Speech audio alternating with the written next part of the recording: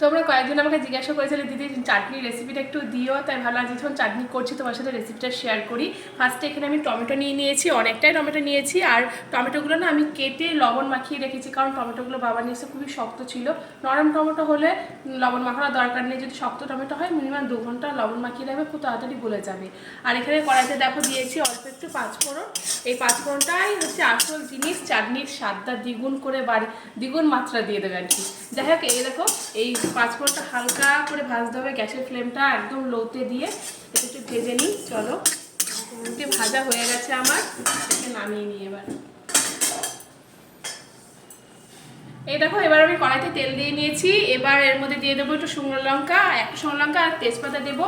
আর ফোড়নের জন্য এখানে আমি দিচ্ছি তোমার সর্ষে, কালো সর্ষে, সাদা সর্ষে একটা মিক্সড করা আছে, এই সর্ষে ফোড়নটা দিচ্ছি।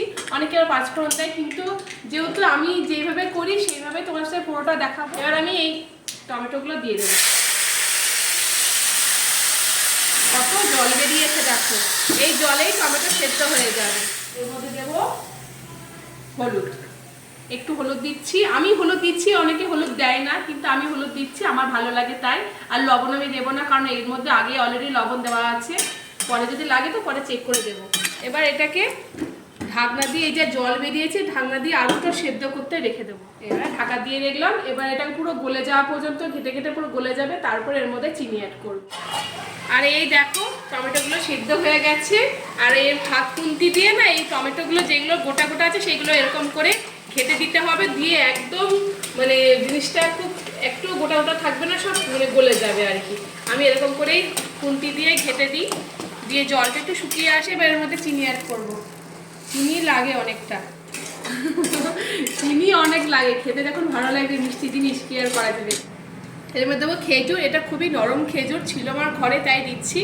এর মধ্যে পুরো আমসত্ত্ব, কাজু, কিশমিশ অনেক কিছু দিতে পারো। আর দিয়ে দেবো কয়েকটা কিশমিশ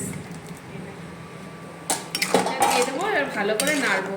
আরেকটা জিনিস দেবো এর মধ্যে, যেটা দিলেও আরও টেস্টি লাগবে, সেটা তোমাদের বলছি, দেখতে থাকো। আর এই দেখো চিনি দিয়ে কেমন কালারটা এসে গেছে। এবার এর মধ্যে দিয়ে দেবো যে পাঁচফোড়নটা ভেজে রেখেছিলাম, এটাই হচ্ছে আসল মশলা।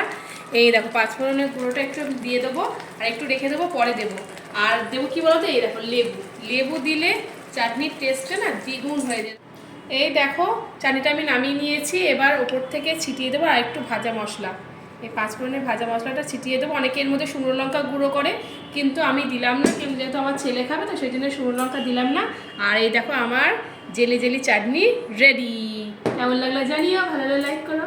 চলো তোমরাও ট্রাই করো। টাটা।